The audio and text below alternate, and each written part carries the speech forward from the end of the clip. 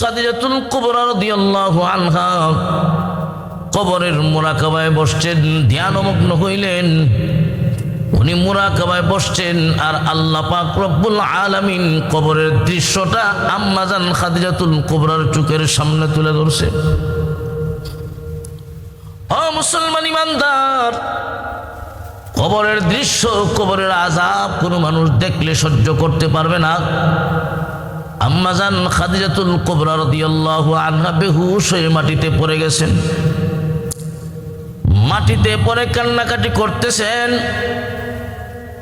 হযরত ফাতেমা রাদিয়াল্লাহু তাআলা আনহা ছোট, উনি ডাক দিয়ে বলেন, ও মা, এইভাবে কেন কান্দেন? কান্দার কারণ কি একটু জানি? আম্মাজান খাদিজাতুল কুবরা কোনো কথা বলে না, কান্নাও বন্ধ করে না। হযরত ফাতেমা রাদিয়াল্লাহু তাআলা আনহা দৌড় দিয়া নবীজির কাছে গেলেন। আল্লাহর নবী খানায় কাবার সামনে নামাজ পড়তেছিলেন। নামাজ শেষ হওয়ার পরে ফাতেমা রাদিয়াল্লাহু তাআলা আনহা বলেন, ও আব্বাজান, আম্মা কিসের জন্য মাটিতে পড়ে গড়াগড়ি করতেছেন আর কান্নাকাটি করেন? কারণ জানি না, আমি আর বরদাস্ত করতে পারি না। আল্লাহর নবী বাড়িতে আসলেন, জিজ্ঞাসা করলেন, ও খাদিজা, এইভাবে কেন কান্দো? আম্মা জান কথা বলেন না। আল্লাহর নবী বলেন, কান্দার কারণ কি? তুমি কান্নাটা বন্ধ করো। তুমি যদি এইভাবে কান্দো, আমার মা ফাতেমা বরদাস্ত করতে পারবে না। আম্মা জান খাদিজাতুল কুবরা বলেন, ইয়া রাসূলুল্লাহ, ইয়া হাবিবাল্লাহ, ও নবীজি, আমি কান্না বন্ধ করে দিব আপনি যদি আমার সঙ্গে দুইটা ওয়াদা দেন, আমি আর কাঁদব না। আল্লাহর নবী বলেন, কি ওয়াদা? ও খাদিজা, তোমার ওয়াদাটা বলো। আম্মা জান খাদিজাতুল কুবরা বলেন, ইয়া রাসূলুল্লাহ, ইয়া হাবিবাল্লাহ, এক নাম্বার হলো, আমি যেদিন পৃথিবী থেকে বিদায় হয়ে যাব, আমার জানাজার নামাজটা আপনি নবী পড়াইবেন, আপনি ওয়াদা দেন। আল্লাহর নবী তখন ডাক দিয়া বলেন, ও খাদিজা, তুমি যদি আমার আগে পৃথিবী থেকে বিদায় হয়ে যাও, আমি কথা দিলাম আমি নবী নিজে জানাজার নামাজের ইমামতি করব। দুই নাম্বার হলো, আল্লাহর নবী গো, দুই নাম্বার ওয়াদা দিন, আমাকে যখন কবরস্থ করা হবে, আমাকে যখন কবরে রাখা হবে, সকল সাহাবীরা আমাকে কবরে রাইখা চলে আসবে। আপনি ওয়াদা দিন, আপনি আমার কবরের পারে বসা থাকবেন ততক্ষণ পর্যন্ত, যতক্ষণ না মুনকার নাকির আমার কবরের ভিতরে আসবে। আল্লাহর নবী গো, মুনকার নাকির যখন আমার কবরের ভিতরে আসবে, আমাকে প্রশ্ন করবে, আমার ভয় লাগে আমি খাদিজানি কবরে মুনকার নাকিরের জবাব দিতে ভুলে যাই। আল্লাহর নবী গো, আপনি ওয়াদা দিন, আমি যদি মুনকার নাকিরের জবাব দিতে ভুলে যাই, আপনি নবী আমার জবাব সঠিক করে দিবেন। আল্লাহর নবী বলেন, ও খাদিজা, ঠিক আছে, আমি তোমার ওয়াদা গ্রহণ করলাম। আম্মা জান খাদিজাতুল কুবরা রাদিয়াল্লাহু তাআলা আনহা যেদিন পৃথিবী থেকে বিদায় হয়ে গেলেন, এক নাম্বার ওয়াদা অনুযায়ী আল্লাহর নবী নিজেই জানাজার নামাজের ইমামতি করছে। দুই নাম্বার হলো, আম্মা জান খাদিজাতুল কুবরাকে যখন কবরস্থ করা হলো, যখন কবরে রাখা হলো, আম্মা জান খাদিজাতুল কুবরার কবর জান্নাতুল মুআল্লায় পশ্চিম উত্তর কোণায়। আমি দেখে এসেছি আম্মা জান খাদিজাতুল কুবরার কবর জান্নাতুল মুআল্লার এক সাইডে। সকল সাহাবীরা কবর দেওয়ার পরে চলে আসলেন। আল্লাহর নবী কবরের পারে বসে বসে কাঁদে, অপেক্ষা করতেছেন মুনকার নাকির আসবে, অপেক্ষা করতেছেন। কিন্তু ওইদিকে সূর্য লাল হয়ে যাচ্ছে, সন্ধ্যা হয়ে যাচ্ছে, মুনকার নাকিরের কোনো খবর নাই। আল্লাহ তো দেখতেছেন। আল্লাহর নবী যে কবরের পারে বসা, নবীজি চোখ থেকে পানি ছেড়ে ছেড়ে কান্দে, কবরের পারে বসা মুনকার নাকিরের অপেক্ষা করতেছেন, কিন্তু সন্ধ্যা হয়ে যাচ্ছে, কোনো খবর নাই। এমনি আল্লাহ ডাক দিয়া বলেন, ও জিবরাইল যাও, তাড়াতাড়ি যাও, আমার বন্ধুকে গিয়া বলো কবরের পারে বৈশা কোনো লাভ নাই। খাদিজার কবরে মুনকার নাকির যাবে না। তার কারণ হলো খাদিজার কবরের প্রশ্নের জবাব আমি আল্লাহ নিজেই দান করেছি।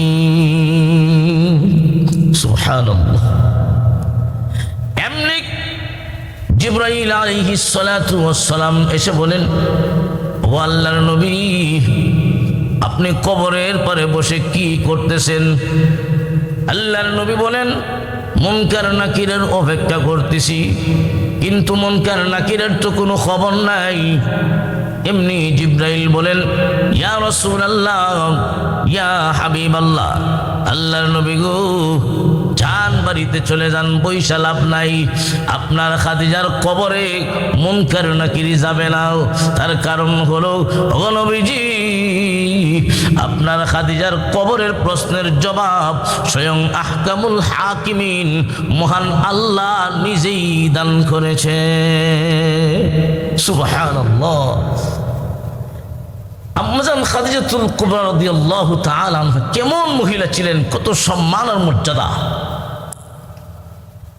ইসলামের ইতিহাসে মহিলাদের মাঝে সর্বপ্রথম যিনি ইসলাম গ্রহণ করেছেন তিনি হলেন এই উম্মতের মা আম্মাজান খাদিজাতুল কুবরা রাদিয়াল্লাহু তাআলা আনহা।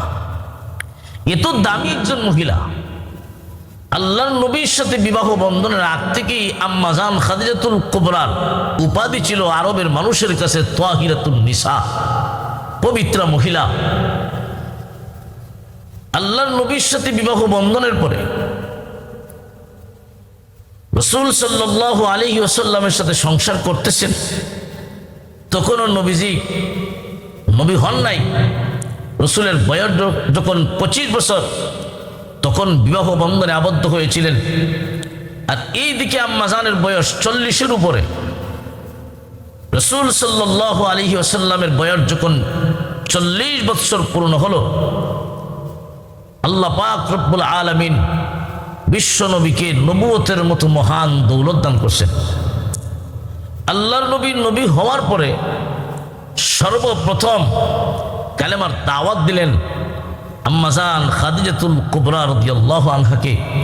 কোনো প্রশ্ন নাই, বিনা প্রশ্নে নবীর দাওয়াত গ্রহণ করে ইসলামের ইতিহাসে প্রথম মুসলমান হয়ে গেলেন। সুবহানাল্লাহ। ইসলামের ইতিহাসে প্রথম মুসলমান নারী, মহিলাদের মাঝে সর্বপ্রথম ইসলাম গ্রহণ করেছেন আম্মাজান খাদিজাতুল কুবরা রাদিয়াল্লাহু আনহা। আল্লাহ পাক রব্বুল আলামিন আম্মাজানের উপর এত খুশি ছিলেন, আল্লাহ নিজে জিবরাইল ফেরেশতার মাধ্যমে আম্মাজান খাদিজাতুল কুবরাকে আল্লাহ সালাম দিয়েছেন। সুবহানাল্লাহ। আল্লাহ সালাম দিয়েছেন, শুধু সালাম দিয়েছেন তা নয়, জান্নাতের সার্টিফিকেটও দিয়েছেন। দুনিয়ার থাকা অবস্থায় কিছু সংখ্যক সাহাবীদেরকে আল্লাহ পাক রব্বুল আলামিন জান্নাতের সার্টিফিকেট দিয়ে দিয়েছেন দুনিয়ায় নবীজির মাধ্যমে। জান্নাতের সার্টিফিকেট প্রাপ্ত সাহাবী যারা, এদের মাঝে একজন আম্মাজান খাদিজাতুল কুবরা রাদিয়াল্লাহু আনহা। এত সম্মান আর মর্যাদা থাকার পরেও ওনার অন্তরে কবরের ভয় কম না বেশি? অনেক বেশি, অনেক বেশি। আজকে আমাদের জীবন 40-50 বছর পার হয়ে গেল, আমাদের অন্তরে কবরের ভয়টা কেমন? আর ওনার এত মর্তবা, এত মর্যাদা হওয়ার পরেও ওনার অন্তরে কবরের ভয়টা কেমন? একটু হিসাব মিলান ভাইরা আমার। আজকে আমাদের দুনিয়ার জীবন, মন চাহিদা জীবন যাপন করি। একটু যদি হিসাব মিলাই, রাত্রে ঘুমানোর সময় আমার জীবনের 40-45 বছর পার হয়ে গেল। এই 40-45 বছরের ভিতরে আমি কি কামাই করলাম, এই রাত্রে এই সময় যদি আমার জীবনের শেষ সময় হয়, আমি আল্লাহর দরবারে কি নিয়ে হাজিরা দিব, আমি কবরে কি নিয়ে যাব। আল্লাহর রাসূল বলেন, হে উম্মতের দলেরা, কবর কারো জন্য জান্নাতের বাগান হবে আর কারো জন্য জাহান্নামের গাড়া হবে।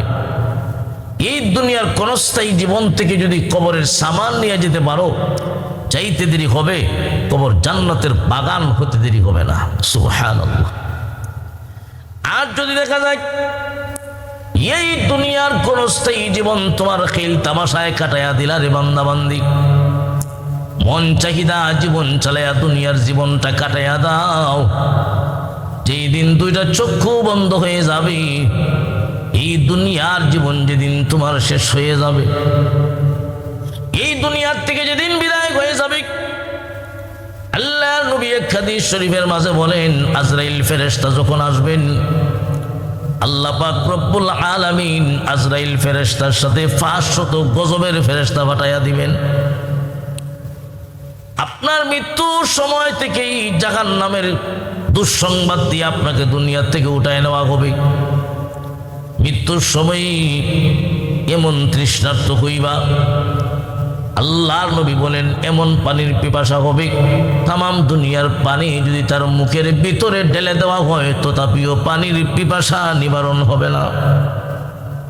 ও মুসলমান ইমানদার, আর যদি দুনিয়ার ক্ষণস্থায়ী জীবনে তুমি পরকালের সামান জোগাড় করতে পারো, যেই দিন তোমার হায়াতি জিন্দেগি শেষ হয়ে যাবে, আজরাইল ফেরেশতা যেদিন আসবেন, আল্লাহর নবী বলেন আল্লাহ পাক রব্বুল আলামিন আজরাইল ফেরেশতার সাথে 500 রহমতের ফেরেশতা তোমার কাছে পাঠাইয়া দিবে। রহমতের ফেরেশতারা তোমার কাছে আইসা, তোমার কানের কাছে আইসা সর্বপ্রথমেই আল্লাহর পক্ষ থেকে তোমাকে সালাম দিবেন। আল্লাহর পক্ষ থেকে সালাম দেওয়া হবে ওই সমস্ত বান্দাবান্দিকে যারা দুনিয়ার জীবনে নেক আমল করে দুনিয়ার জীবনটা কাটাইলো, পরকালের সামান যারা জোগাড় করবে, এই অবস্থায় যদি মরণ হয়, সামান নিয়ে যারা যাবে, এদেরকে মহান আল্লাহ নিজের পক্ষ থেকে সালাম দিয়া দুনিয়ার থেকে উঠাইয়া নিবেন। শুধু সালাম দিবেন তা নয়, ফেরেশতারা আল্লাহর কোরআনের একটা আয়াত তেলাওয়াত করবেন। কোরআনের আয়াত, ইয়া আইয়াতুহান নাফসুল মুতমাইন্নাহ ইরজিই ইলা রাব্বিকি রাদিয়াতাম মারদিয়াহ ফাদখুলি ফি ইবাদি ওয়াদখুলি জান্নতি। হে মুসলমান ইমানদার, ফেরেশতারা আল্লাহর কোরআনের আয়াত তেলাওয়াত করবেন, ইয়া আইয়াতুহান নাফসুল মুতমাইন্নাহ, হে প্রশান্ত মন, পবিত্র আত্মা, ইরজিই, আয়, বের হয়ে আয়। কোন দিকে? ইলা রাব্বিকি, তোর রবের দিকে ফিরে আয়, তোর পালন কর্তার দিকে ফিরে আয়। সেই রবের গোলামি করে দুনিয়ার জীবনটা কাটাইয়া দিছ, ওই রবের কাছে তুই ফিরে আয়। ইরজিই ইলা রাব্বিকি, তোর রবের দিকে ফিরে আয়। কোন অবস্থায় ফিরে যাবে? রাদিয়াতাম মারদিয়াহ, সন্তুষ্ট অবস্থায় তুমি ফিরে আসো। তোমার মালিক তোমাকে যেই কাজের জন্য পাঠাইলেন, তুমি তোমার মালিকের উদ্দেশ্য পূরণ করেছো, তাই তোমার মালিক তোমার উপর সন্তুষ্ট হয়েছেন, তুমিও তোমার মালিকের উপর সন্তুষ্ট হয়েছো। ইরজিই ইলা রাব্বিকি রাদিয়াতাম মারদিয়াহ, সন্তুষ্ট অবস্থায় তোমার মালিকের দিকে তুমি ফিরে আসো। আর জান্নাতের ছবি চোখের সামনে তুলে ধরবেন, ফেরেশতারা ইশারা করে বলবেন, রাদিয়াতাম মারদিয়াহ ফাদখুলি ফি ইবাদি ওয়াদখুলি জান্নতি।